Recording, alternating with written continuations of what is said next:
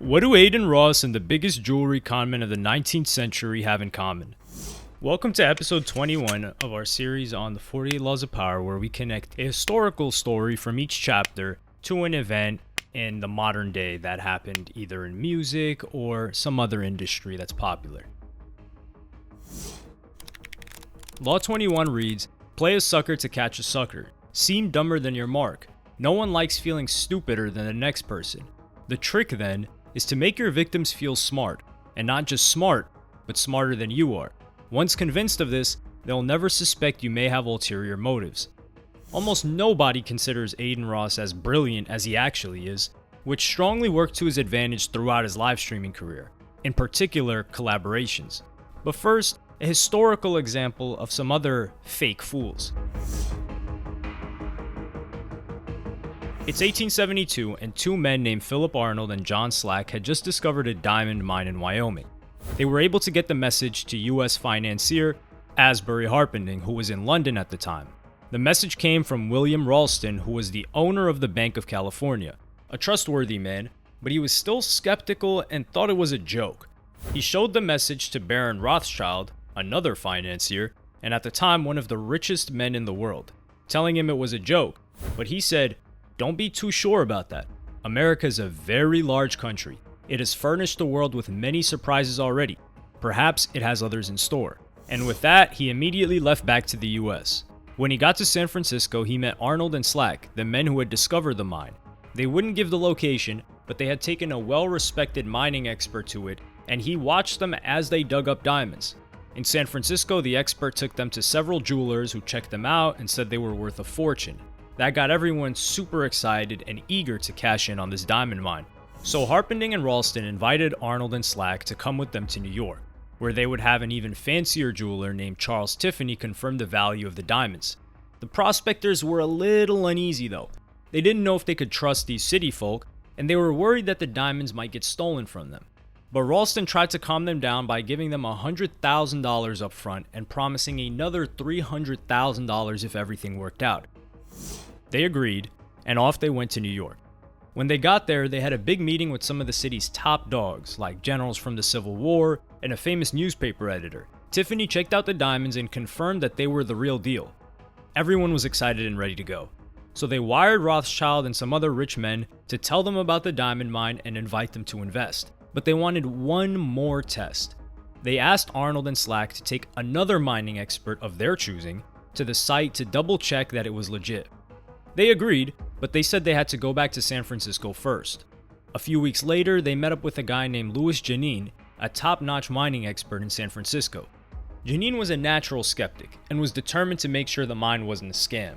He went with Harpending, some other interested moneymen, and the prospectors on a wild goose chase through canyons to the mine. Once they got there, they watched Janin dig up the place and find all sorts of gems. Emeralds, rubies, sapphires, and tons of diamonds. After 8 days, he was convinced it was the real deal and told the investors they were sitting on a gold mine, or, a diamond mine. They went back to San Francisco and quickly formed a $10 million corporation with private investors. But they needed to get Arnold and Slack out of the picture, so they tried to convince the prospectors that it was better to take the money and run rather than get mixed up with the shady investors who would be in charge. The prospectors eventually agreed, took their cash, and handed over the rights to the mine. Word about the mine spread like wildfire, and everyone wanted a piece of the action. The investors started spending big money, buying equipment and hiring the best people in the business. But when they went back to the mine, they discovered the terrible truth. There were no diamonds, rubies, emeralds, or anything. It was all a big hoax, and Harpending had accidentally led the world's richest men into the scam of the century. But how did they pull it off? Arnold and Slack had bought a big bag of diamonds, rubies, and sapphires in London, then spread them over a large plot of land. They also played dumb by allowing themselves to be bought out of their shares in the company. After all, guys who knew what they had would in no way sell their shares immediately when there was so much more guaranteed money to come in the future. Adin Ross is one of the biggest streamers in the world right now. But during the pandemic, he was without a doubt the biggest streamer in the English market. His personality on stream was a mix of high energy, relatability, and his own sense of humor. He was a teenager making edgy and fruity jokes with his fans. He would take it like he dished it out, pause, with no problem cracking jokes at himself and being an open book with his audience. However, there are times when this got Adin Ross into potentially dangerous situations when he first started. But over time, he would consistently create moments that his fans found funny, sometimes at the expense of his guests, and he did it all through playing a fool. Despite playing the jester, Adin Ross was really the ringleader of the circus, and one of the early moments where this was the case was when the song Who I Smoke was going viral. He rapped along to the song just like anyone else, but unknowingly dissed a lot of dead teens, and everyone else didn't have thousands of viewers who was singing along, so word got out to Julio Fulio, a part of the rival gang whose dead friends were dissed in the song, who got on an IG Live with Adin Ross, addressing the situation that the fans brought to his page, but letting Adin Ross know the severity of it, as well as saying he had no problems with him if he would just stop. However, Adin Ross didn't stop. While with his friends in a car, he would encourage them to sing along to the song again, not knowing that one of his friends was on Instagram Live. Yeah. Just cut this out. Who I smoke.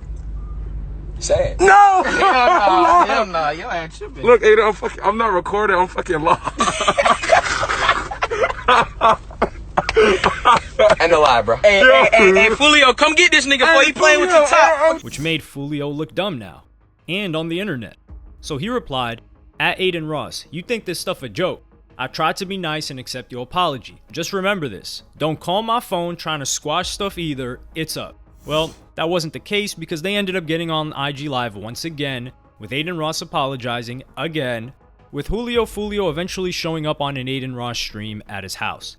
One of Adin Ross's next victims would be popular Chicago rapper Polo G. YouTuber Zeus was scheduled to film some content with Polo G and brought Adin Ross along for a prank as an upcoming rapper playing that role. They would introduce him and have him kick a freestyle. Leaving Polo quite dazed as to what was going on, Polo G, just like most other rappers, is left quite blindsided and overwhelmed, like he just got hit with a flashbang. He's being filmed, albeit this isn't a live stream. He's clearly uncomfortable. He doesn't know how his fans are perceiving him being around someone acting like this, and if he lashes out and does anything physical, he's gonna lose anyway from the public opinion of Adin Ross fans for not being able to take a quote-unquote joke, although even though he didn't know who Adin Ross was at this point, the public opinion wouldn't favor him either. But what's a joke to some is serious to others. Adin Ross would continue to mess with Polo G on Instagram after this incident, following up the video they did with a comment saying, "Polo is so fine, bro," with Polo G responding, "Hey fo, stop playing, you going too far with that stuff now. You a grown man steady thinking that stuff funny." Adin Ross would go on live stream later and apologize to Polo G, explain to his stream that he didn't understand some people didn't find this funny or mess with it at all, and then eventually a year later putting the entire situation behind them and collaborating with Polo G on a stream together. However, less than a month after the Polo G freestyle video, he would link up with a Memphis street rapper, Moneybagg Yo. This one was a lot different from the Polo G interaction. It has the same setup as Adin being an up-and-coming rapper, but the outcome is different. Moneybagg is in a state of shock like some C4 outside the front door just exploded. But Adin continues while still toning it down a bit, temperature checking. You're gonna have to buy me a purse, but not that's a purse. Wait, stop, wait a minute. Moneybagg Yo wants to get the hell out of there. And then lastly, Bone since I was a jit. Grab a toothpick, grab it, twist it like it's a dick.